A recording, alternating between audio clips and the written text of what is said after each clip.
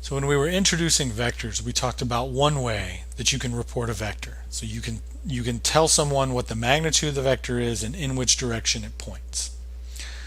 There's a second way that you can tell someone what a vector is, and that's by telling them what the components of the vector are.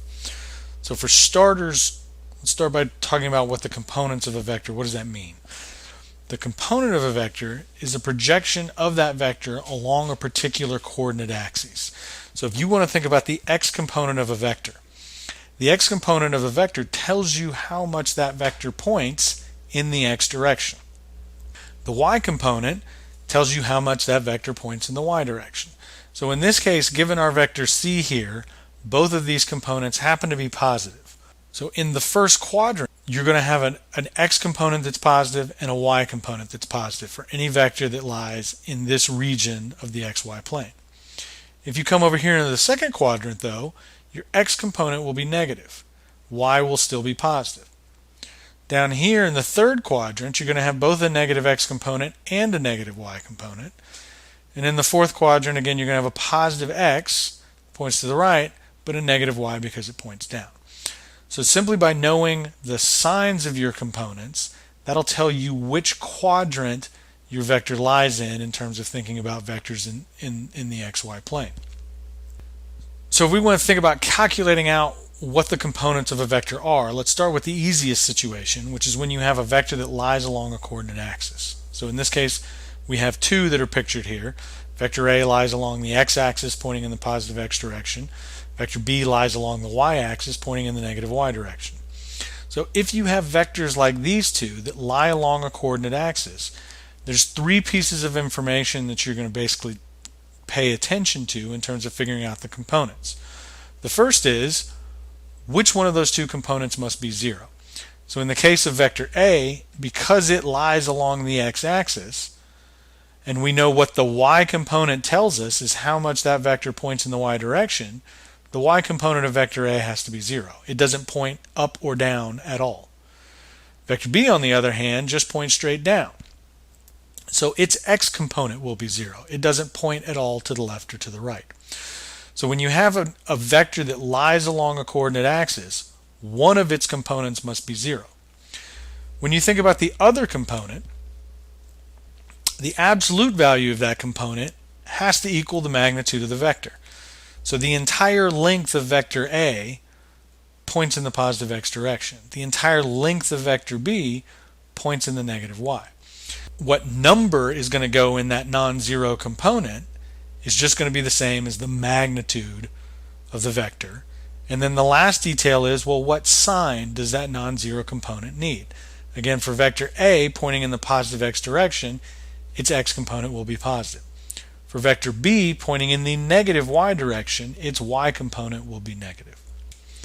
So when I put all this together, again, what I think is, looking at vector A, it lies along the x-axis.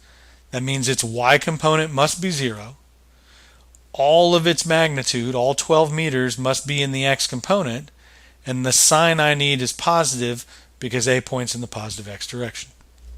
If I play the same game for vector B, again, the first thing I do is recognize that since vector B lies along the y-axis, its x component must be 0. It doesn't point any in the x direction. All the magnitude of vector B, all 15 meters, has to be in the y component, but in this case that y component is negative because vector B points in the negative y direction. So for a vector that lies along a coordinate axis, that vector projects all of its magnitude along that axis. You still need to take care of the sign, and it's got a 0 component in the other dimension. Second is if we got vectors that don't lie along a coordinate axis. So here the difference is I'm not going to have one of my components be 0. I'm going to have two non-zero components. And so again, there are three things that now I need to think about for each component. The first one's going to be, which sign do I need? So x component, will that be positive or negative? Y component, will that be positive or negative? Second, what's the magnitude of the vector? And then third, which trig function, sine or cosine, do I need to calculate out the component? Now, there are a couple different ways that you can do this. What we're going to choose to do in this class is, because we're taking care of the sine up front, we want to always pick angles that are less than 90 degrees to plug into our trig functions. So if you try to take care of the sine, but then plug in angles that are greater than 90 degrees into your trig functions, you're basically taking care of the sine twice, and so that may end up canceling out what you're trying to do. So as an example here, if I want to think about the x component for vector c, the first thing I need is its sine. And again, what I see is the x component points to the right. That's the positive x direction, so I know that the sine is going to be positive. Second thing I need is the magnitude. Well, I'm told that vector c has a magnitude of 20 meters. Third is which trig function. And the easiest way to deal with the trig function, again, not the only way, but the easiest way is just to recognize that this 35-degree angle is drawn into an axis. In this case, that 35-degree angle is relative to the x-axis, which tells me that the x component gets the cosine. So whichever axis you draw your angle into, that component has to get the cosine function in terms of calculating out the component using that particular angle. So when I put this together, what this tells me is that the x component for vector c is going to be positive 20 meters times the cosine of the 35 degrees. Plug that into my calculator and I get positive 16.4 meters for the x component of vector c. I'm going to do the same thing for the y component. So again, I want to start by thinking about sine, and in this case, that y component also points in the positive direction. Same magnitude. So I know that the magnitude should be the same in both my x and y components. So here that's also 20 meters. And again, thinking about the trig function, this angle is defined relative to the x-axis, which means that the x component is going to get the cosine, the y component needs the sine. So to get this y component, what the length of that is, I need the sine of 35 degrees.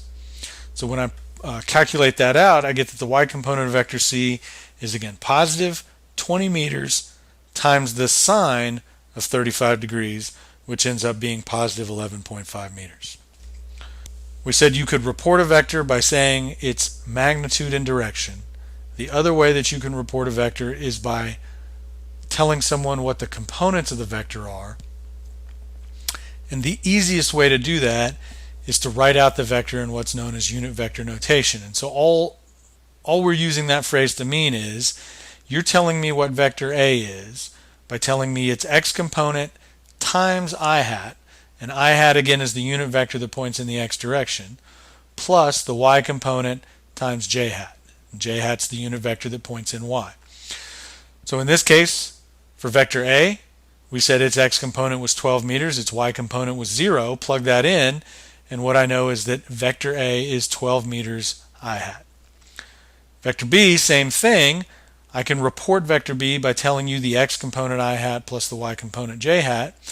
The x component tells me how much vector B pointed in the x direction. Because it lies along the y-axis, that answer was 0, plus negative 15 meters for the y component. That gets multiplied by the j hat, and so again I can drop the 0 and I'm left with vector B is negative 15 meters j hat. If I want to report vector C in this notation, then again that's going to be x component of vector C I hat plus y component of vector C j hat. The x component of vector C we calculated out to be 16.4 meters, the y component 11.5 meters. And so I've got that vector C 16.4 I hat plus 11.5 j hat, and the meters I've tucked outside. It doesn't matter whether you keep that in or out, as long as you've got the units in there somewhere. That's the important detail. So now we've seen the second way that we can report all three of our vectors A, B, and C. Let's look at one last example. So here's a vector D. It has a magnitude of 10 meters, and we're told it points in the direction 245 degrees from the positive x-axis. Well, we said we want to use angles that are less than 90 degrees because we're going to take care of the sine. So the first thing we need to do is figure out what that right angle is. So in this case, I know that going from positive x to negative x is 180. So if I take my 240 minus 180, that tells me that that's a 65-degree angle that's sitting there. And so that's the one that I'll end up using when calculating out the components for vector D. So to calculate out the components of vector D, I want to basically play the same game I did for vector C previously, and so I want to start by thinking about what sign do I need, what magnitude, what trig function. And so for the x component, I see that vector D points down and to the left. To the left is the negative x direction, so I know in terms of sign I'm going to want a negative sign. The magnitude, I was told that the magnitude of vector D is 10 meters. And then again, this 65-degree angle, that 65-degree angle is relative to the x-axis, which means the x component here is going to get the cosine. So the x component for vector D is going to be negative 10 cosine 65 meters. So that's negative 4.2 meters. Y component, same thing. Again, in terms of sign, the down part of down and to the left in describing the direction vector D points, that down part tells me I'm going to have a negative sign for the y component because the positive y points up. Magnitude is still 10 meters. And again, that 65-degree angle is defined relative to the x-axis, which means that the cosine went with my x component, so the sine function needs to go with my y. So the y component of vector D is negative 10 sine 65, or negative 9.1 meters.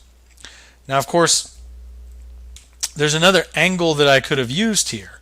So instead of using the 65-degree angle from the x-axis, I could have used this 25-degree angle from the y. So all the way around from positive x to negative y, that's 270, and I go back 25 degrees to get to where vector D, to get the direction that vector D points. And so the thing that's different here is, of course, that this angle is relative to the y-axis. So we'll see in a second what that's going to change. So same idea. I still want to think about the three things for my x component. Sine's still going to be negative. The magnitude's still 10 meters. But now in terms of thinking about that trig function, because that 25-degree angle is relative to the y-axis, the y component's going to get the cosine of 25, which means the x component gets sine. Y component, same thing. It's going to be negative because it points down, magnitude of 10 meters. And again, that trig function, because it's defined relative to the y-axis, means that the y component is going to get the cosine of 25 degrees. So when I calculate this out, the x component of vector D, negative 10 times the sine of 25, negative 4.2 meters, that's exactly the same value that we calculated before, because the sine of 25 degrees and the cosine of 65 are the same. Y component, negative 10 cosine 25, gives you negative 9.1 meters. So again, I get the same answer regardless of which angle I choose to use, as long as I make sure I get the right trig function with the right angle.